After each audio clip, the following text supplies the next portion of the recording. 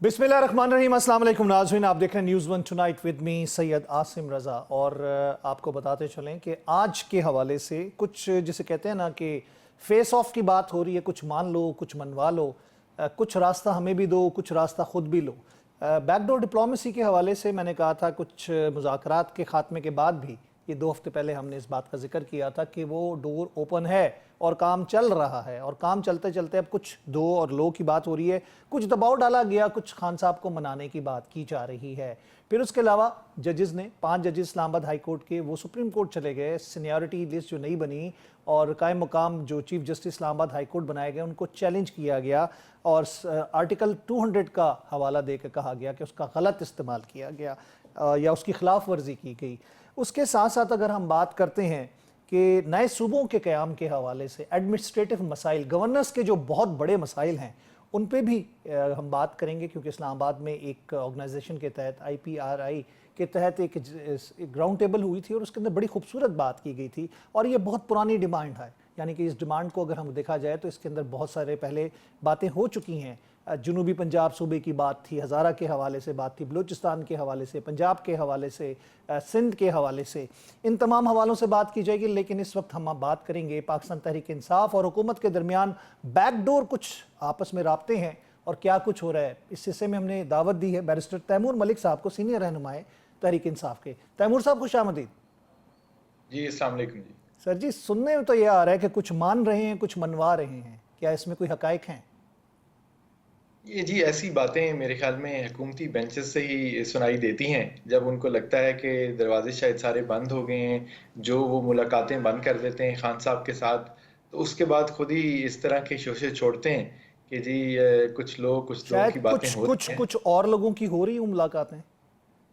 देखिए हमारी नॉलेज में तो नहीं है, लेकिन मुलाकातें और जो चले, सियासत आपकी में नॉलेज में इजाफा बातचीत करते हुए मैं कह रहा हूँ कि शायद कुछ लोगों की हो रही हूँ मुलाकातें, कुछ और लोगों की।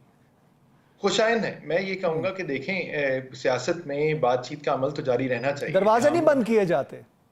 दरवाजे नहीं बंद करने भी नहीं चाहिए। और देखें हम बड़े खुले तरीके से जो ऑपोजिशन की जमातें हैं उनके साथ इस वक्त बातचीत का अमल आगे लेके चल रहे हैं। हम चाहते हैं कि पाकिस्तान की ऑपोजिशन जमातें इस वक्त जो फॉर्म 45 की ऑपोजिशन है वो सब बिल्कुल इकट्ठे हों और इस हुकूमत जो फॉर्म 47 के ऊपर बनी हुई है इसका मुहासबा करें। तो कोई भी बातचीत, बल्कि हुकूमत के अंदर भी जो इत्तेहादी जमातें शामिल हैं वो भी इवेंचुअली आप देखेंगे कि वो इसी इत्तेहाद का हिस्सा बन जाएंगी और तभी ये हुकूमत इख्तिदाम की तरफ जाएगी अपने। मैं कुछ सवाल करूंगा, उनका हाँ या ना में जवाब दे दें आप। क्या आप समझते हैं कि माफ़ी मांगी जाएगी? खान साहब की तरफ कहा जा रहा है कि बानी PTI माफ़ी मांगे 9 मई के हवाले से। नहीं देखिए, माफ़ी किस बात की, मुज़म्मत की जहाँ तक बात थी, मुज़म्मत तो उन्होंने भी की, पार्टी की बाकी क़यादत ने भी की, हम भी करते हैं। मैं आज आपके शो पे भी करता हूँ कि अगर जहाँ पे कोई कानून की खिलाफ वर्जी हुई, बिल्कुल हम लॉ अबाइडिंग सिटीज़न हैं पाकिस्तान के, इंसाफ की नाम के ऊपर ये जमात बनी हुई है, तो बिल्कुल मुज़म्मत कर सकते हैं। लेकिन यहाँ पे खान साहब किस चीज़ की माफ़ी मांगेंगे? ये जो 9 मई के आपके सामने है, चार्ज भी लाहौर के केसेस में तो आज पौने 2 साल बाद अब वो दोबारा फ्रेम करने लगे हैं। पौने 2 साल में यही नहीं डिटरमिन कर पाए कि एक्चुअली जुर्म क्या हुआ था उस दिन। तो फिर माफ़ी की बात तो मेरे ख्याल में इसलिए बुनियादी तौर पे ठीक नहीं है। और वो अगेन उसमें हुकूमत की प्रोसिक्यूशन की इनकी नाअहली सामने नज़र आ रही है कि ये ना केसेस चला सके हैं, ना चार्ज सही तरह इनकी टीम्स फ्रेम कर सकी हैं। आज तक यही नहीं बता सके कि एक्चुअल जुर्म हुआ क्या था और ख़ास तौर पे खान साहब का उसमें क्या लेना देना। दूसरा, फ्रेश इलेक्शन की डिमांड से पीछे हटेंगे? उससे क्यों हटना चाहिए जी पीछे? देखें मेरा कुछ अरसे के लिए अपना मईशत स्टेबल हो जाए। अभी पाकिस्तान मुतहम्मिल नहीं हो सकता, इतना बजट कहाँ से लाएं, इकोनॉमी की हालत आपके सामने है। तो अगर कुछ अरसे के लिए कहा जाए, ये वो सवाल हैं जो कि सुनने में आया है कि किए जा रहे हैं एक दूसरे से। देखें हतमी जवाब तो इसका खान साहब और हमारी जो कमेटी है वो दे सकती है जमात की, लेकिन मैं एक ये बात ज़रूर कहूँगा कि इन्हीं जमातों की हुकूमत तो नहीं चल सकता। पाकिस्तान में इंतखाबात होने हैं तो जाहिर है मेरे जैसे उम्मीदवार भी ये चाहेंगे कि पाकिस्तान में जो इलेक्शंस के लॉज हैं, उसकी जो प्रैक्टिकल एस्पेक्ट्स हैं, उनकी इस्लाह होनी चाहिए। जाहिर है जो हमने देखा, और मैंने तो इस साल 2 इलेक्शंस में देख लिया मुल्तान से, तो ये तो कोई उस तरह का इलेक्शन दोबारा तो जो है वो पाकिस्तान मुतहम्मिल ही नहीं हो सकता उसका। तो उसको तो ठीक करना पड़ेगा। अब उसका क्या अमल होगा, उसके लिए क्या इंतजामात किए जाएंगे, क्या कुल जमाती कोई डिस्कशंस होंगी, क्या फ्रेमवर्क होगा कि ना सिर्फ पाकिस्तान तहरीक इंसाफ को, दूसरी जमातों को भी, उम्मीदवारों को और पाकिस्तान के शहरियों को हौसला मिले कि वाकई जमहूरी तरीके से फ्री एंड फेयर इलेक्शन होने जा रहे हैं। क्या इलेक्शन कमीशन जो है वो गैर जानिबदाराना तरीके से ये सब कुछ करा पाएगा? तो मेरे ख्याल में इन चीज़ों को तो देखना ज़रूरी है। अगर आज हुकूमत टूट जाती है और कहते हैं कि जी हम 90 दिन में इलेक्शन करा देंगे, तो उन 90 दिन में जो इलेक्शन होंगे उसका गारंटर कौन होगा कि वो कौमी फ्री एंड कौमी फेयर? हुकूमत अगर बनती है, क्या आप उसमें अपना शेयर रखेंगे या आपकी जमात के कुछ लोग उसमें जाने के लिए मतलब काबिल कबूल होगी वो चीज़? मेरे ख्याल में हमें तो किसी हुकूमत का हिस्सा नहीं बनना चाहिए, वो चाहे किसी भी किस्म की गवर्नमेंट हो। लेकिन बिल्कुल इस हुकूमत, ये इन जमातों मैं की पार्टी जो लाइन की गैर, बात कर रहा हूं कि अगर पार्टी के ऊपर ये बात आती है, आपका ख्याल तो अभी डेफिनेटली। अभी तो इस पे कोई फैसला नहीं है जी, अभी इस पे कोई फैसला नहीं है, ये तो बहुत आगे की बात है। और कौमी हुकूमत में और कौन शामिल होगा?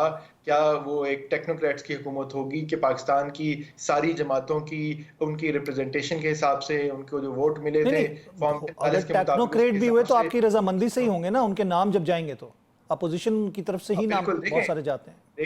देखें, मैंने बात वही की कि सियासत में और at the end of the day हम सब ये चाहते हैं कि पाकिस्तान में अवाम जिसको चुने, जिसका इंतखाब करें, उसको मसनद भी मिले, उसे हुकूमत भी मिले, जिम्मेदारी भी मिले।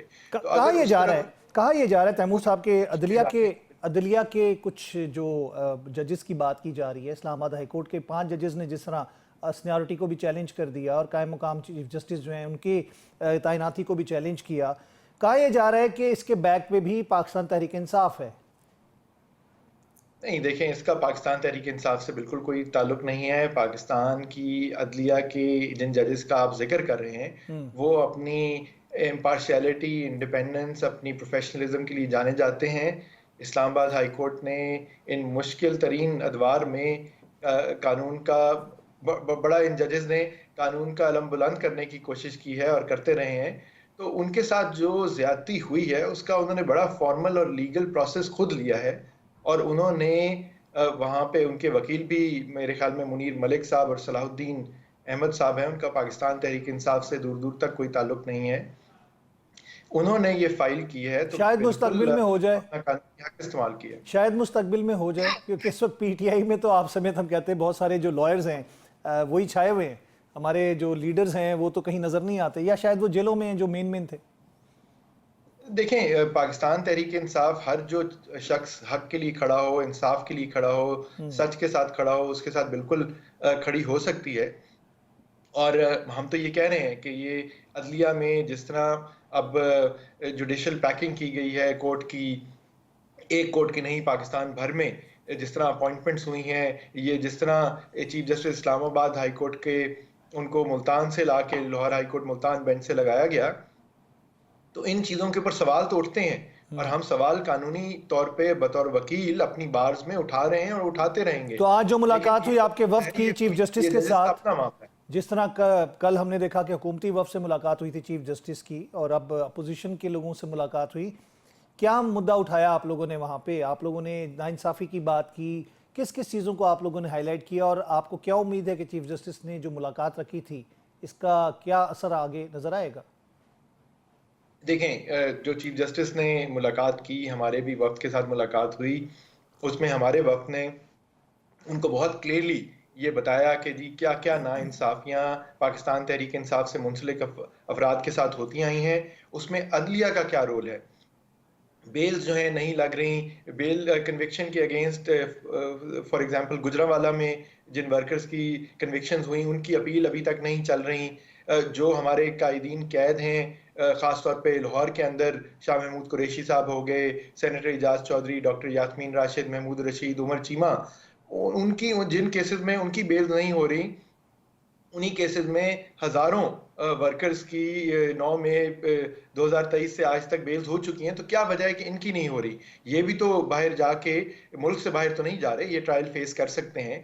तो अदलिया से मुंसलिक जो बातें थीं वो बिल्कुल की गई हैं, वो चीफ जस्टिस ऑफ पाकिस्तान के आगे रखी गई हैं, तहफ़्फ़ुज़ात रखे गए हैं। अब देखते हैं कि उसको वो आगे किस तरह लेके चलते हैं।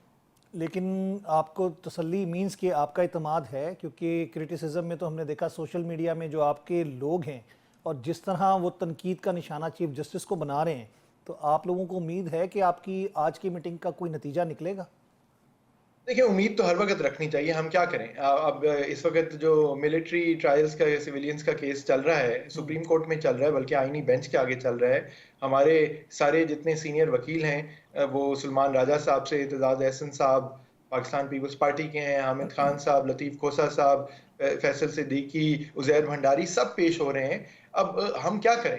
جو ایک لیگل پروسیس ہے ملک کا، آپ چاہتے ہیں کہ عوام صرف ڈنڈے لے کے، آپ سے مراد میری آپ نہیں ہے، بٹ اگر ایکسپیکٹیشن یہ ہے کہ عوام صرف ڈنڈے لے کر سڑکوں پہ آ جائے اور اپنا حق مانگے، تو وہ بھی ڈو یو پاکستان اس تھنک کا کہ اب آئے متحمل گی؟ بھی نہیں ہے. آپ تو سمجھتے ہیں کہ ہم تو عدالتوں سے ابھی بھی مانگ رہے ہیں، تحفظات ہمارے بالکل ہیں. آپ کو لگتا ہے کہ اب عوام آ جائے گی آپ لوگوں کی کال پہ؟ جتنا آپ لوگوں نے مس کال دی ہے عوام کو، تو یہ مس کال کے باوجود عوام آ کو جائے؟ مس کال نہیں دی جی. عوام تو اچھا دیکھیں ہم سے زیادہ تیار ہے. عوام کا اچھا تو گلہ ہے، سب سے گلہ ہے کہ جی آپ نکل نہیں رہے ہیں. جو میرے خیال میں پاکستان تحریک انصاف کی قیادت ہے، اور خاص طور پہ عمران خان صاحب خود، وہ میرے خیال میں ایک سینسیبل اپروچ لے کے چل رہے ہیں کہ ایسی کوئی چیز نہیں کی، ایسی کوئی کال نہیں دی گئی جس سے کوئی قسم کی سچویشن کریٹ ہو. ہم ابھی بھی انہی عدالتوں کے آگے جا رہے ہیں، خط بھی لکھے جا رہے ہیں تو عدالتوں کو لکھے جا رہے ہیں، پٹیشنز فائل کی جا رہی ہیں، مطلب روز کے حساب سے کی جا رہی ہیں. کوئی بھی چیز ہو، چاہے جیل میں ایکسس کا ایشو ہو، ملاقاتوں پہ پابندی ہو، اپیلز نہ لگ رہی ہوں، الیکشن پٹیشنز کا معاملہ ہو، سویلین کے ملٹری ٹرائل کا معاملہ ہو، ہمارے سمبل کا معاملہ ہو، آپ دیکھیں صحیح کہ مدعے کتنے سارے ہیں. ان سب چیزوں کے لیے ہم ڈیفرنٹ فورمز پہ، جوڈیشل لیگل فورمز پہ موجود ہیں، اور ہم اپنا حق آئینی قانونی طور پہ لینا ٹھیک چاہتے ہو ہیں. گیا، بہت لیکن شکریہ. ظاہر ہے جب ہمیں لگتا ہے کہ انصاف نہیں ہو رہا تو ہم اس پہ ایک قانونی دائرے میں احتجاج کرنے کا بھی حق رکھتے ہیں، اس پہ اعتراض کرنے کا بھی، کرٹیسائز کرنے کا بھی حق رکھتے ہیں، چلیں اور اپنی قانونی دائرے کے اندر تو ظاہر آئے، بات تو وہی آتی ہے نا، شکر ہے قانونی دائرے کے اندر تو آئے. چلیں بہت بہت شکریہ قانونی بیرسٹر دائرے میں ہی صاحب. چل رہے ہیں ہم بھی. اچھا ٹھیک ہے، شروع تھینک یو سے ویری مچ. قانونی دائرے میں ہی چل رہے ہیں. بہت بہت شکریہ تیمور ملک صاحب، آپ ہمارے ساتھ. بیرسٹر تیمور ملک صاحب ہمارے ساتھ تھے، سینئر رہنما تحریک انصاف. میں لیتا ہوں وقفہ، اس کے بعد دوبارہ ملتے ہیں. ویلکم بیک ناظرین، ایک دفعہ پہ خوش آمدید کہیں گے آپ کو پروگرام نیوز ون ٹونائٹ میں. اس وقت ہمارے ساتھ پروگرام کے اس حصے میں ہمارے ساتھ شامل ہیں، اسکائپ پر موجود ہیں سینیٹر غوث محمد نیازی، سینئر رہنما ہیں پاکستان مسلم لیگ نون کے. خوش آمدید کہتے ہیں غوث صاحب آپ کو. جی بہت شکریہ آپ کا، جی بہت شکریہ. غوث صاحب یہ بتائیے گا، میں کچھ جو موجودہ حالات، معروضی حالات، ان کو دیکھتے ہوئے بات کرنا چاہ رہا ہوں کہ بیک ڈور چینل سے مذاکرات کا سلسلہ چل رہا ہے. اب کس کا چل رہا ہے یہ ایک سوالیہ نشان ہے، کیونکہ جن سے پوچھو وہ نیم رضامندی سے کہتے ہیں ہاں یا شاید یا ہونے چاہیے. آپ سمجھتے ہیں حکومت یعنی آپ کی جماعت جو ہے یا آپ کے اتحادی سمیت اس میں ایکٹیولی پارٹیسپیٹ کریں بیک ڈور مذاکرات کے؟ بالکل، ہم تو حکومت میں، اور ریاست کی اور حکومت کی ذمہ داری ہمارے پہ ہے پاکستان کے حالات کو ٹھیک رکھنا، سیاسی تناؤ کو کم کرنا، یہ ہماری ڈیوٹی ہے. اور اس کے لیے ہم نے کبھی اپنی انا یا کوئی نہیں بنا کہ ہماری انا جو ہے آڑے آ جائے، ایسی بات نہیں ہے. ملک کی بہتری کے لیے ہمیشہ جو ہے بیک ڈور جو رابطے رہتے ہی ہیں اپوزیشن کے ساتھ، پہلے بھی تھے، آپ بھی ہیں. لیکن اس میں کا کوئی رزلٹ خاص موجودہ تناظر میں بات کر رہا ہوں. موجودہ تناظر میں بیک ڈور ہوں گے. اب جو بیک ڈور ہو رہے ہیں تو ظاہر ہے وہ سینئر لیڈرشپ اور ان کے درمیان ہوتے ہیں، تو شاید ہمیں تو ہمارے علم میں تو نہیں ہے. یعنی مولانا صاحب نے جو فرمایا تھا تقریباً آج سے 1.5 مہینہ پہلے کہ شاید زرداری صاحب، نواز شریف اور بانی پی ٹی آئی کے درمیان مذاکرات ایک ٹیبل پہ بیٹھ کے ہوں، بات کہیں اسی طرف جا رہی ہے؟ اب یہ میں تو اس پہ مذاکرات، دیکھو یہ تو اگر ہوگا تو آئیڈیل چیز ہے. لیکن جو پی ٹی آئی کا رویہ ہے، جو پیچھے رہا ہے، جو رہا ہے، اب فضل الرحمان صاحب کو ہمارے سینئر سیاستدان بھی ہیں، بزرگ سیاستدان بھی ہیں، اب وہ بھی پی ٹی آئی پہ ٹرسٹ کرنے کو تیار نہیں. ٹھیک ہے، آپ کو پتہ ہوگا کہ اس سے پہلے ایک دفعہ جب نیا اتحاد بنا تھا پی ٹی آئی اور جے یو آئی کا، اور پی ٹی آئی کے لوگوں نے مدد بھی کی تھی مولانا صاحب سے، تو جو پی ٹی آئی کی قیادت کا خیال تھا کہ مولانا صاحب جو ہے جیل میں جائیں P T I, P T I سے ملنے، عمران خان سے ملنے. لیکن وہ پھر عثمان صاحب نے یہی فرمایا تھا کہ میں تو جانے کو تیار ہوں. تحفظ آئین کے حوالے سے جو اشتراک ہے وہ تو ابھی بھی ہے، اور گرینڈ الائنس کی بات ہو رہی ہے، اس میں بہت ساری جماعتوں سے سب سے رابطے کرنے کی بات کی ہے پاکستان تحریک انصاف نے. لیکن بات وہیں پہ آتی ہے نا کہ اس وقت جو قیادتیں ہیں وہ جو مذاکرات کرتی رہی ہیں وہ بے اختیار تھیں، یہی دونوں طرف سے الزامات لگے، یہی نیتوں کے فقدان کی بات کی، تو بات تو وہیں پہ آ جاتی ہے، جو با اختیار ہیں وہی بات کریں پھر بیٹھ کے۔ اگر ساری سیاسی جماعتیں اکٹھی ہو جائے، دل سے صاف کر کے بیٹھ جائیں، تو میرے خیال میں پھر کسی دوسرے کو بلانے کی ضرورت نہیں ہوگی، پھر اب سیاسی جو پارٹی ہیں سیاسی مسائل خود ہی حل کریں گی۔ تو یہ جو ایک یہ دل کی صفائی کرے گا کون؟ یہ دل کی صفائی اور دلوں کی صفائی کون کرے گا؟ یہ ایک سوالیہ نشان ہے۔ تمام سیاسی پارٹی کو سوچنا چاہیے، تمام لیڈرشپ کو سوچنا چاہیے کہ پاکستان کو آگے لے جانا ہے، اور پاکستان آگے تبھی جا سکتے ہیں تمام سٹیک ہولڈرز ایک پیج پہ ہوں۔ آج اگر ہم اسٹیبلشمنٹ کے ساتھ ایک پیج پہ ہیں تو رزلٹ اچھے نکل رہے ہیں۔ پاکستان معاشی حالات میں سے جو ہے مطلب جو پہلے تھے انشاءاللہ بہتر ہوئے ہیں۔ لیکن غوث صاحب بات تو یہ نا کہ پاکستان آگے کی جگہ ایک جگہ پہ رک گیا ہے، آئی ایم ایف کے ایسے شکنجے میں پھنسا ہے کہ اب وہاں سے باہر نکلے گا تو کہیں آگے بڑھے گا نا۔ آپ کو بھی معلوم ہے کہ آئی ایف کی ٹیم ابھی آئی جو چیف جسٹس سے بھی ملی، اور اپنے مذاکرات اور مطالبات جو ہیں ان کے بڑھتے جا رہے ہیں، اور ہر نئے قرضے یا اس کے پروگرام کے لیے ان کی شرائط کڑی ہوتی جا رہی ہیں۔ تو ہم تو کہیں بھی نہیں جا رہے، ہم تو ادھر ہی کھڑے ہوئے ہیں، آئی ایم ایف کے ساتھ پھنسے ہوئے، سینگ پھنسائے ہوئے ہم نے۔ بات آپ کی ٹھیک ہے بالکل، کہ ہم دیکھو ہمارے حالات، ہمارے معاشی حالات کمزور ہوں گے تو ایسے ہی وہ زیادہ سے زیادہ شخص شرائط ڈالیں گے، اور ان کے کچھ مقصد اور ہے، جان بوجھ کے سچویشن پیدا کی جا رہی ہے۔ کچھ ایسی بیرونی قوتیں ہیں جو پاکستان سے مطالبات منوانا چاہتی ہیں، اور ظاہر ہے پاکستان ایسے کوئی مطالبہ قبول نہیں کرے گا جو اس کی سوورنٹی پہ حرف ہے، یا اس کی فاتحیت یا اس پہ کچھ ہو دے، ویسی ہم لینے گے۔ آئی ایم ایف نے اس سے پہلے بھی شکنجہ کسا ہے، اور اس کی بڑی کوشش کہ پاکستان ڈیفالٹ کر جائے، تو ہم نے ڈیفالٹ نہیں کیا۔ اب تمہارا خود ایسی شرائط کرتا ہے، لیکن الحمدللہ ہم اس کرائسس سے نکل آتے ہیں۔ ہم اگر قرضہ لیں گے تو اپنی شرائط پہ لیں گے جو فیزیبل ہوں گی، جس کی کمپلائنس ہوگی۔ کوئی بھی ایسی شرط نہیں مانے گے جس سے ہمارے ملک کا وقار خطرے میں ہو۔ قرض لینا تو ویسے بھی ٹھیک نہیں ہے، لیکن مجبوری کے عالم میں جب لے رہے ہیں، معیشت کو آگے لے جانا ہے، تو اگر کریں گے تو ایسا کوئی ہم سٹیپ نہیں لیں گے جس سے ملک کا وقار تباہ ہو یا ملک کا سوورنٹی پہ حرف آئے۔ لیکن ملک کے مسائل حل کرنے کے لیے سب کو یکجا ہونا پڑے گا، کوئی ایک جماعت مل کر اس کا حل نہیں نکالے گی۔ ابھی بات ہو رہی ہے کہ ہم گزشتہ تقریباً ایک دہائی سے سن رہے ہیں کہ نئے ایڈمنسٹریٹو صوبوں کی بات کی جائے یا نئے صوبوں کی بات کی جائے۔ گزشتہ دنوں اسلام آباد میں ایک آرگنائزیشن کے تحت ایک راؤنڈ ٹیبل رکھی گئی نئے صوبوں کے قیام کے حوالے سے، اس کی اشد ضرورت کی بات کی گئی، اور ایڈمنسٹریٹو مسائل، گورننس کے مسائل اسی وقت ختم ہوں گے جب تک ہم نئے صوبے نہیں بنائیں گے۔ لیکن یہ بھی کہا گیا کہ رولنگ پولیٹیکل ایلیٹ جو ہے وہ، یا پولیٹیکل ایلیٹ کی بات کر لیں، سب شامل ہیں اس میں، وہ یہ نہیں چاہتے کہ اختیارات کا بندر بانٹ ہو، یعنی کہ پیسہ اختیار وہ اگر بڑھ گیا تو پاور کم ہو جاتی ہے۔ دیکھیں جی، ابھی صوبے بنانے کی بات میرے خیال میں اس پہ کافی ابھی لیٹ ہے، ابھی تو بہت اس سے بھی زیادہ ضروری مسائل ہیں معیشت کے، وہ جب تک سمجھے گی نہیں، میرے خیال میں ہمیں کسی اور جو مسئلے میں یا کسی اور جھنجھوڑ میں نہیں پھنسنا چاہیے۔ اس میں تک کچھ عرصہ 2-3 سال پہلے بلوچستان کے لیے وہ جب میں بھی اس وقت سینٹ میں تھا تو 3 صوبوں کی بات ہوئی تھی جی، اس صوبے کی بات ہوئی تھی، بلکہ صوبوں پہ تو پھر ایگری نہیں ہوتے، لیکن ایک چیز پہ ایگریمنٹ تھا کہ جی بلوچستان کی جو سیٹیں ہیں جو وہ بڑھا دی جائیں، زیادہ کر دی جائیں، اس پہ اتفاق تھا۔ تو باقی صوبے جو بڑا ایک اچھمبے کی بات یہ نظر آتی ہے، ایک حیرت کی بات یہ نظر آتی ہے کہ ملک کا مجموعی نظم و نسق جو ہے اس کے حوالے سے، ڈیلیور کرنے کے حوالے سے جتنی جماعتیں تھیں حکومت میں رہیں، ان کے وہ معیار اس طرح نہیں تھے، اور اس کی وجوہات یہ تھی کہ کمزور گورننس یا بری گورننس کی بات کی جائے تو ٹھیک ہوگا، اور اس کے لیے ڈیفینیٹلی جب آپ زیادہ صوبے کریں گے اور اس کے اندر وسائل کو پراپر مینیج کریں گے اور ڈیلیورنس ہوگی تو آپ کے معیشت کے مسائل بھی ٹھیک ہوں گے، آپ کے لوگوں کا جو رجحان ہے وہ بھی ترقی کی طرف بڑھے گا۔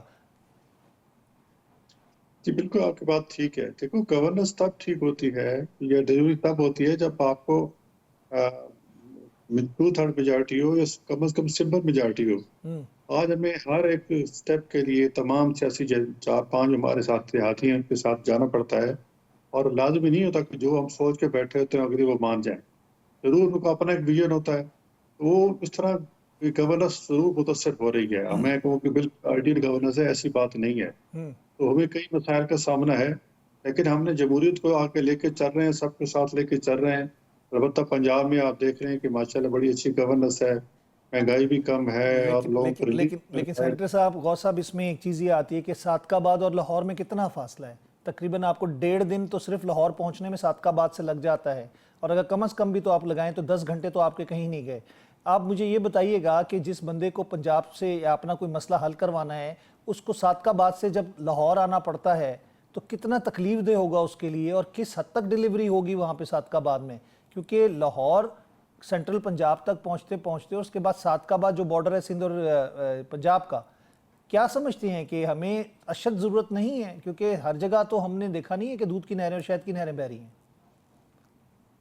बिल्कुल सूबे बनने चाहिए, इंतजामी इख्तियारात को नीचे जाना चाहिए, और उसके लिए जनूबी पंजाब पे एक अलहदा मुल्तान में सेक्रेटेरिएट बनाया गया है। इस तमाम डिपार्टमेंट्स के सेक्रेटरी वहाँ बैठते हैं और वो मसाइल उनको हल करते हैं। उन सेक्रेटरी को वही इख्तियारात हासिल होते हैं जो कि पंजाब में बाकियों को है।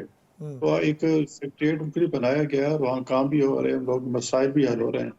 अलबत्ता ये है कि अल्लाह ताला करे कि पाकिस्तान में स्टेबिलिटी है तो सूबे भी बनेंगे और कंसेंसस से बनेंगे, और जब सियासी जमातें जो हैं जब ठान लेना कि हमने ये करना है तो फिर हो जाता है। अभी KPK का वो सर, अभी तो आपके इत्तेहादियों के साथ आपकी बात सही नहीं बैठ रही, क्योंकि अगर आप देखें पानी के मसाइल के ऊपर नहरें निकालने के हवाले से, NFC अवार्ड के हवाले से, आपके अपने इत्तेहादी सबसे बड़े पाकिस्तान पीपल्स पार्टी और सिंध, वो आए रोज़ आप लोगों को तनकीद का निशाना बना रहे हैं। बल्कि कभी कभी तो हम सारा दिन देखते हैं जो स्पोक्स पर्सन हैं उस जमात के, वो गिले शिकवे और शिकायतें कर रहे होते हैं। देखो जी, इसी तक तो मैंने पहले कहा है ना, जब आप गवर्नेंस की बात करें तो मैं यही कहा था कि ज़ाहिर है हर 5-6 सियासी पार्टी हैं, हर एक अपना नजरिया है, हर एक अपने सियासी मफादात होते हैं। तो उस पे ज़ाहिर है वो अपनी जो है मफादात की बात करते हैं, सियासी मफादात की हम अपने की करते हैं। लेकिन हमारी जिम्मेदारी बन जाती है कि सबको साथ लेके चलना। अगर सब साथ ना लेके ना चले तो हमारी हुकूमत भी कायम नहीं रहती। लेकिन माजी के वैरी अगर आपके वीर बनते हैं तो उसके अंदर इस तरह की शिकायतें फिर वैरी और वीर के दरमियान तफरीक पैदा कर देती हैं ना भाई। किस तरह? मैंने मतलब माजी में जो हमने जो कुछ पीपल्स पार्टी और नून लीग के दरमियान देखा था 90 की दिहाई की मैं बात करूं, तो अब आप लोग इत्तेहादी भी हैं, ये भी बड़ा एक जिसे कहते हैं ना अननेचुरल नजर आया था लोगों को। लेकिन अब जो शिकवे शिकायतें दोबारा ये ना हो कि वही सियासत रिपीट हो जाए। ऐसी बात नहीं है। 2088 से 99 तक जो भुगता दोनों जमातों ने भुगता, फिर आपको याद होगा कि 2005-6 में दोनों जमातों की जो सीनियर लीडरशिप बैठी और चार्टर ऑफ डेमोक्रेसी किया, तो उसमें जब से जो हमारा चार्टर हुआ है तो वो सारी जो 5-5 साल सारे पूरे कर रहे हैं, गिरते पड़ते 5 साल पूरे कर लेते हैं। तो ये उस पर जमहूरी इंतजाम को कायम रखने पे तो तमाम सियासी पार्टी का इत्तेफाक है। अलबत्ता जहाँ सियासी मफादात की बात होती है, अब ये जो चुलिस्तान के लिए नहर की बात की जा रही है, हमारा ये मौक़िफ़ है या पंजाब का मौक़िफ़ है कि जो पंजाब का हिस्सा है उसी से हम वो नहर निकलेगी, वो हम सिंध का पानी नहीं ले रहे। लेकिन आपको पता है कि फिर मीडिया पे कुछ लोग होते हैं जो कौम परस्त होते हैं, ऐसे आके बयानात देते हैं। अब सिंध का जो नहरी इलाका या जो सैराब जो होता है वो पंजाब के 2 डिवीजन के बराबर है, पालपुर और डेराल, कि 2 डिवीजन से मिला दिया जाए तो फिर भी सिंध का उनके से कम होता है। लेकिन इसके बावजूद हम सिंध हिस्सा देते हैं। 99 का जो कार्ड था उसमें पंजाब आपके ख्याल में कि ये मामला तय हो जाएंगे, इतने सीरियस मसाइल नहीं है? बहुत बहुत शुक्रिया सेनेटर साहब, आपने अपना कीमती वक्त दिया। नाज़रीन, हमने यहाँ पे लेना है वक्फा, उसके बाद दोबारा मिलते। वेलकम बैक नाज़रीन, एक दफ़ा भी खुश आमदीद कहेंगे। प्रोग्राम के इस हिस्से में हमने दावत दी है हाफिज़ एहसान अहमद साहब को, सीनियर तरीन कानूनदान है, इस वक्त तारुफ के मोहताज नहीं है। मामला कुछ 5 जजों की जो एक चैलेंज करने के सिनेरिटी के हवाले से इस्लामाबाद हाई कोर्ट की बात की जा रही है, और चीफ जस्टिस की तैनाती या कायम मकाम चीफ जस्टिस जो इस्लामाबाद हाई कोर्ट के डोगर साहब को तैनात किया गया उस पर, और ट्रांसफ़र पोस्टिंग के हवाले से जो क्वेश्चन रेस किए गए, क्या होगा इसका? मतलब अगर हम देखें तो जो 26वीं तरमीम और आर्टिकल 200 के हवाले से उन्होंने कहा कि उसकी वायलेशन की गई है, तो कानून के मुताबिक कानूनी राय और कानून के दायरे में रह के बात करते हुए हर बंदा अपनी तशरीह कर रहा होता है, लेकिन असल कानून है क्या? उसके हवाले से फिर नए सूबों के हवाले से, क्योंकि मैंने भी पिछले हिस्से में जिक्र किया था, हमारे साथ गौस साहब मौजूद थे PMLN के, कि IPRI का एक बहुत अच्छा راؤنڈ ٹیبل ڈسکشن پینل تھا جس میں نئے صوبے اور گورننس کے مسائل کے حل کرنے کے لیے بات کی جا رہی تھی. اس میں بھی حافظ صاحب موجود تھے. دوسرا پی ٹی آئی کے وفد کی ملاقات چیف جسٹس کے ساتھ، ایک طرف کیا کچھ ان کو نہیں کہا جا رہا جو سوشل میڈیا بریگیڈ کی طرف سے پی ٹی آئی کی کہا جاتا ہے، کیا جاتا ہے، اور دوسری طرف وہیں پہ جا کے اپنے رونے روئے. کیا کہتے ہیں حافظ صاحب آپ؟ سب سے پہلے تو جو 5 ججز نے اس وقت چیلنج کیا ہے اپنی سینیورٹی کے حوالے سے اسلام آباد ہائی کورٹ کو. بسم اللہ الرحمن الرحیم. اس کے اندر عاصم 2 چیزیں انہوں نے کہی ہیں. ایک انہوں نے چیلنج کیا ہے from transfer of high court ججز from one high court to اندر ہائی کورٹ، جو آرٹیکل 200 ہے. اور دوسرا انہوں نے سہارا لیا ہے آرٹیکل 194 کا کہ جی پورے پاکستان کی یا دنیا بھر کے اندر جو ہے ان کا جو ایک پرنسپل اسٹیبلش ہے کہ سپیریئر کورٹ کی جوڈیشری جو ہے وہ تھرو آؤٹ سسٹم ایک ہی ہوتی ہے. یعنی کہ اگر آپ ہائی کورٹ کے جج ہیں تو آپ کا جو اپوائنٹمنٹ کا پروسیس ہے اس کے اندر آپ کی انیشیل اپوائنٹمنٹ ہی سینیورٹی ہوتی ہے. لیکن انہوں نے اپنی پٹیشن کے اندر لکھا ہے کہ جی آرٹیکل 194 جو ہے اس کے نیچے آپ کسی ایک ہائی کورٹ کا اوتھ لیتے ہیں. حالانکہ ہائی کورٹ کا اوتھ نہیں لیتے، آپ کانسٹیٹیوشن کا اوتھ لیتے ہیں. اور آگے وہ جا کے یہ کہتے ہیں کہ اگر وہ دوسرے ہائی کورٹ کے اندر آپ اسے بھیجتے ہیں تو پھر آپ کو اوتھ لینا پڑتا ہے، اور اگر آپ اوتھ لیں گے تو ڈیفینیٹلی جس نے پہلے اوتھ لیا ہے وہ اس کے آ جائے گا. اب عاصم اس چیز کے اندر یہ ہے کہ اگر آپ ان کی پٹیشنز دیکھیں تو اس کے اندر جو ہے اگر ٹرانسفر کی حد تک ہے تو وہ انہوں نے صرف بات کی ہے کہ جی پاکستان کا جو پریزیڈنٹ ہے اس کا یہ اختیار جو ہے وہ ایک سرٹن حدود و قیود کے اندر آنا چاہیے. ٹھیک. اب یہ ہے کہ آرٹیکل 200 جو ہے اس کے اندر پریزیڈنٹ کی کوئی انبریڈلڈ اختیار یا پار یا پریروگیٹو نہیں ہے. وہ اس پروسیس کے اندر 5 بندوں کی کانکرنس کا ہونا ضروری ہے. پاکستان کے پریزیڈنٹ کا، چیف جسٹس کا، کنسرنڈ ہائی کورٹ کے جج کا، اور اس کے بعد جہاں جس نے آنا ہے اس کی کانسنٹ جو ہے، اور جس چیف جسٹس سے وہ آ رہا ہے اس کی کانسنٹ جو ہے وہ ضروری ہے. یعنی کہ وہ سارے اس پروسیس کے اندر شامل ہوتے ہیں تو پھر آپ اس کو لے کے جاتے ہیں. تو صرف پریزیڈنٹ آف پاکستان کے حد تک کرنا تو میرا یہ خیال ہے اس کے اندر اس آرگومنٹ کے اندر جو ہے وہ اتنی اسٹرینتھ نہیں ہے. دوسرا اس چیز کے اندر یہ ہے کہ اوتھ کے معاملے اب دنیا کے اندر کوئی پاکستان واحد ملک نہیں ہے کہ جہاں کے اندر سپیریئر جوڈیشری کا آرٹیکل 200 یا آرٹیکل 194 موجود نہیں ہے. دنیا کے 100 ممالک ایسے ہیں جہاں کے ریٹن کانسٹیٹیوشن ہے اور وہاں کے اوپر آپ کا یہ ججز کی سپیریئر جوڈیشری کی ٹرانسفر ہوتی ہے. امریکہ ہے، برطانیہ ہے، انڈیا ہے، پاکستان ہے. ایگزیکٹو نہیں ہوتا، ایک پروسیس کے اندر ہے، اور وہ پروسیس کے اندر جو ہے وہ آگے جا کے جو ہے اس کے اندر کیا اس پروسیس کو وہ جج چیلنج کر سکتے ہیں؟ وہ نہیں کر سکتے. اس کے اندر دنیا میں کسی جگہ سیکنڈ اوتھ کا کانسیپٹ ہے؟ بالکل کانسیپٹ نہیں ہے. دنیا کے اندر جو سینیورٹی ہے وہ آپ کی اسی کیڈر کے اندر، یعنی کہ ہائی کورٹ کی ایک اپنی سینیورٹی ہے، سپریم کورٹ کی ایک اپنی ہے، اس سے باہر جا سکتی ہے؟ بالکل نہیں باہر جا سکتی. تو میں یہ سمجھتا ہوں کہ ہاں ایک ریپرزنٹیشن انہوں نے کی اور ان کی لیجیٹیمیٹ ایکسپیکٹیشنز ہے اس معاملے کے اندر کہ ہمیں چیف جسٹس یا ججز کی اسٹرینتھ پہ آنا چاہیے. اب کیا وہ لیجیٹیمیٹ ایکسپیکٹیشن جو ہے وہ پاکستان کے آئین یا قانون کے اندر جو ہے انہیں کو روم دیتی ہے؟ تو میرا خیال ہے کہ وہ بڑا ڈیفیکلٹ ہے، چونکہ اس کے اوپر جہاں جہاں سے بھی دنیا میں فیصلے آئے ہیں وہ 3 پرنسپلز انہوں نے سیٹل کیے ہیں. ہمارے نیبرنگ کنٹری انڈیا کے اندر 4 ججمنٹس آئی ہیں.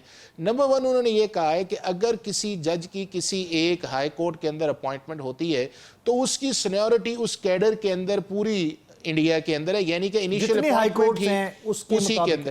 دوسرا انہوں نے کہا ہے کہ اگر وہ کسی جگہ ٹرانسفر اسے کیا جاتا ہے تو اس کے اندر یہ نہیں ہے کہ اس کی کانسنٹ جو ہے باؤنڈریز نہیں ہے. تیسرا یہ ہے کہ سیکنڈ اوتھ جو ہے اس کی ضرورت نہیں ہے، بس آپ نے ایک اوتھ لے لیا تو اس کے بعد آپ نے آگے جا کے کم کرنا ہے. اور چوتھا یہ ہے کہ اگر آپ کسی کو کسی جگہ بھیجتے ہیں تو اس سے کم نہ اس کے پرکس پرویلیجز کر سکتے ہیں، نہ اس کا سٹینڈرڈ جو ہے وہ کم کر سکتے ہیں. اور ہمارا آرٹیکل 205 کانسٹیٹیوشن کا بھی یہی کہتا ہے. تو میں یہ سمجھتا ہوں ٹھیک ہے آرٹیکل 194-84 کے نیچے گئے ہیں، کانسٹیٹیوشنل بینچ پہ جائے گی، مینٹینیبلٹی بھی بات آئے گی کہ کیا کس فنڈامنٹل رائٹس کی وائلیشن ہوئی. چونکہ آرٹیکل 184(3) کے اندر 2 چیزیں آپ کو ثابت کرنی پڑتی ہیں: انفورسمنٹ آف فنڈامنٹل رائٹس اور پبلک ایٹ لارج کا ایشو کیا ہے. اس کے بعد یہ معاملہ آگے جائے گا. اور اگر جس طرح میرا جو چیز ایکسپیکٹ کی جا رہی ہے کہ کیا پاکستان کی سپریم کورٹ کانسٹیٹیوشن کے اندر جو ہے وہ انسرٹ کچھ کر سکتی ہے تو وہ نہیں کر سکتی. اور اگر یہ اس کے اندر ایسا ہے تو میرا خیال ہے کہ ڈیفیکلٹ ہے اس چیز کے اندر. اپوزیشن کی وفد سے ملاقات چیف جسٹس نے کی، حکومتی وفد سے بھی ملاقات کی، اس سے پہلے IMF کا وفد بھی آیا.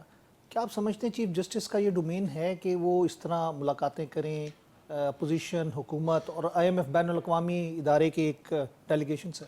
देखें आसिम, एक तो इसमें कोई शक नहीं है कि पाकिस्तान के अदालती निज़ाम को बेहतर करने की ज़रूरत है और उसमें बहुत सारे ऐसे लूप होल्स हैं, चाहे आपकी सुप्रीम कोर्ट है, हाई कोर्ट है, डिस्ट्रिक्ट जुडिशरी है, प्रोसीजर्स है, अपॉइंटमेंट है, जस्टिस डिलीवरी सिस्टम है, डिलेड जस्टिस का एक कॉन्सेप्ट है, इसके अंदर कोई दो राय नहीं है। IMF की हद तक जो है वो चूँकि आपके साथ उन्होंने एक पैकेज किया हुआ है और उसके अंदर आपका गवर्नेंस, जस्टिस रिफॉर्म्स है और मेजर कंपोनेंट आपका आता है टैक्स के मैटर्स के अंदर चूँकि और इन्वेस्टमेंट के अंदर, चूँकि दोनों मैटर्स जब अदालत के अंदर जाते हैं तो इन्वेस्टमेंट के अंदर आपके सामने रेकोडेक भी आया, पाकिस्तान स्टील मिल्स भी आया और आपको इंटरनेशनल आर्बिट्रेशन भी पड़ी उसके अंदर। और इसी तरह जो दूसरा आपका एलिमेंट आता है वो आपके 3000 अरब से ज़्यादा केसेस हैं और आपकी टैक्स कलेक्शन के अंदर एक इशू है जो बाउंड है, कन्फाइंड है बिल्कुल, क्योंकि जब तक फैसले नहीं आएंगे टीयर्स के अंदर आप उस डिमांड को जस्टिफाई समझे या ना समझे, लेकिन आपके सामने एक फिगर्स जो है एग्जैजरेटेड है या जिस तरह भी है। अच्छा, अब उसके अंदर ये है तो मैं IMF की हद तक मैं समझता ही हूँ कि अगर चीफ जस्टिस ने मुलाकात की है या एक एक्सचेंज ऑफ वर्ड्स आया है तो उन्होंने सेंसिटाइज किया होगा, उन्होंने अपनी चीज़ कहा होगा कि हम इसको national judicial policy making committee के अंदर जाएंगे। लेकिन जो दूसरा उस चीज़ के अंदर है वो ये है कि एक तरफ ये है कि आप कहते हैं कि हम चीफ जस्टिस जो इस प्रोसेस के अंदर बना है 26वीं तरमीम से हम उसे नहीं मानते। दूसरा आप ये समझते ये हैं कि 26वीं तरमीम जितनी देर तक अंडू नहीं होती उतनी देर तक पाकिस्तान की अदलिया जो है आज़ाद नहीं होती।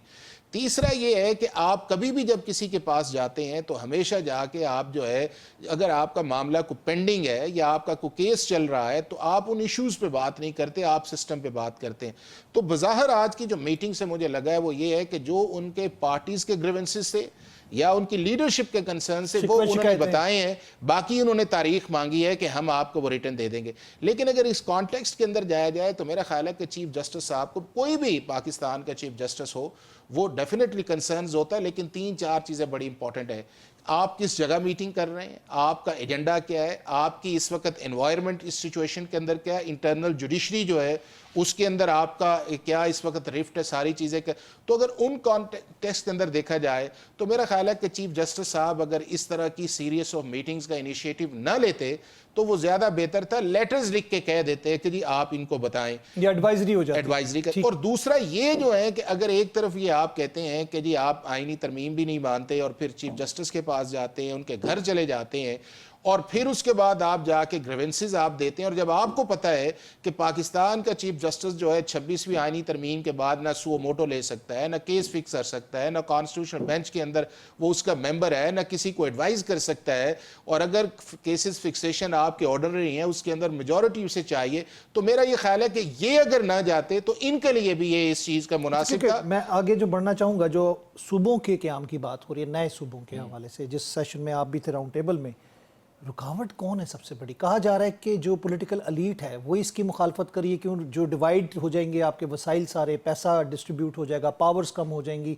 क्या मसाइल है? क्योंकि गवर्नेंस के मसाइल और इंसाफ दोनों साथ साथ जुड़े हुए। आसिम, मैं बिल्कुल कल जो सेमिनार था उसमें मौजूद था और उसके अंदर एडमिनिस्ट्रेटिव जो नए यूनिट्स बनने चाहिए या नहीं बनने चाहिए उसके ऊपर एक बात थी। आसिम, दो चीज़ें बड़ी वाज़ेह हैं दुनिया के अंदर। एक आपका है डिसेंट्रलाइज का कॉन्सेप्ट कि आप पावर को एक जगह कंसंट्रेट नहीं करते और उसके लिए आपको एडमिनिस्ट्रेटिव लिमिट्स जो हैं, देखें किसी जगह कभी तहसील नहीं होती थी, आपने तहसील बनाई, किसी जगह डिस्ट्रिक्ट नहीं था, आपने बनाया, किसी जगह आपका सूबा नहीं था, आपने सूबा। अब पाकिस्तान का अगर कॉन्टेक्स्ट में देखा जाए तो 1849 के अंदर पंजाब सूबा बना था जो अंग्रेज़ दौर के अंदर था, उसमें हज़ारा भी शामिल था और दिल्ली तक पंजाब था और तकरीबन 4.5 मिलियन आबादी थी। KPK आपका जब बना तो उस वक्त 1901 था और उनकी आबादी थी 2.5 मिलियन, यानी कि, और आपने पंजाब से तोड़ के आपने KPK बनाया, यानी कि हज़ारा जो है आपने उसके अंदर शामिल किया। 1936 के अंदर आपका सिंध बना और उसकी भी आबादी 3.5 मिलियन के करीब थी और बलूचिस्तान आपने 1970 में बनाया। अब ये है कि इसी तरह जो जब कल्लात भी एक स्टेट्स थी, ये सारे थे।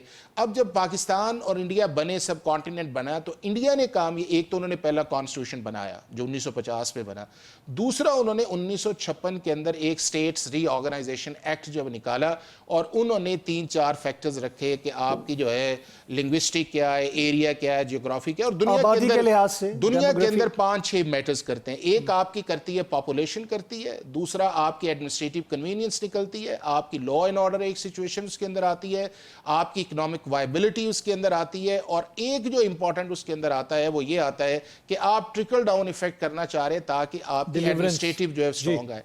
अब पाकिस्तान ने क्या किया कि इंडिया एक तरफ जो था, अब उनकी तकरीबन जो है वो 28 अभी बनी है, 9 उनकी यूनियंस है, उन्होंने अपने आप, वो 2014 में बने। पंजाब जो इंडिया के पास गया, हमारे से बहुत थोड़ा था, उन्होंने 3 उसके हिस्से किए, एडमिनिस्ट्रेटिवली उसको उन्होंने काम किया। अब ये है कि हमारे यहाँ अगर इसको आगे जाना चाहिए था तो हमने 1955 के अंदर इसको 1 यूनिट कर दिया, यानी कि जो 3 सूबे बने भी हुए थे हमने उनका स्टेटस वापस लिया और 70 के अंदर गए। अब ये है कि अगर आपने आगे जाना है तो आसिम आपको दोनों जगह काम करना पड़ेगा। एक, आपको यहाँ के ऊपर लोकल गवर्नमेंट सही बनाने पड़ेगी, एम्पावर करना पड़ेगा, और उसका आपने थोड़ा बहुत सिस्टम जो था जनरल मुशर्रफ के दौर के अंदर देखा, हालांकि आर्टिकल 140 से नहीं आया था, और उसके अंदर आप लोकल गवर्नमेंट के अंदर 3 चीजें ट्रांसफर करते हैं। एक, आप लोकल रिप्रेजेंटेशन होती है, फाइनेंस होती है, एडमिनिस्ट्रेटिव मैं ये चाह रहा हूं कि क्या पॉलिटिकल विल है? देखिए, मैं समझता ये हूं यूनियन काउंसिल बनाने के लिए, अब मैं तो देखा कि बल्दियाती निजाम बनने ही नहीं देती सियासी के बाद। आसिम, मैं एक समझता ये हूं कि पाकिस्तान के अंदर मैं 140 ए के नीचे, एक तो ये है कि लोकल गवर्नमेंट एम्पावर होनी चाहिए और दुनिया का बेस्ट सिस्टम है। दूसरा ये है कि हमें इसको जाना चाहिए नए एडमिनिस्ट्रेटिव यूनिट्स के अंदर। अब पंजाब आपका 12 करोड़ के करीब है, सिंध आप देख लें कि करोड़ों की आबादी है, KPK आप देख लें, बलूचिस्तान देख लें, फाटा को आपने इस तरह मर्ज किया है, तो किस तरह ये सिस्टम चलेगा? इसके लिए जरूरी ये है कि पॉलिटिकल विल सबसे पहले। और अगर आपने पहला सवाल किया कि कौन नहीं देना होना चाह रहा था, एक वो जिनके वेस्टेड इंटरेस्ट है, दूसरा इसके अंदर एक ब्यूरोक्रेसी का भी एक एलिमेंट है कि चीजें ना जाएं, और जब आपने पॉलिटिकली ग्रिप एक खास जगह पे कर ली तो फिर आप ये समझते हैं कि पावर भी आए, फाइनेंस भी आए, एडमिनिस्ट्रेटिव भी आए, और मेरा ख्याल है इससे पाकिस्तान बहुत बहुत शुक्रिया हाफिज साहब आपका। नाज़रीन इकराम, प्रोग्राम का वक्त खत्म हुआ, चाहता है आपसे कल फिर मुलाकात होगी। मैं चाहूंगा आपसे इजाजत, अल्लाह ने के बाद।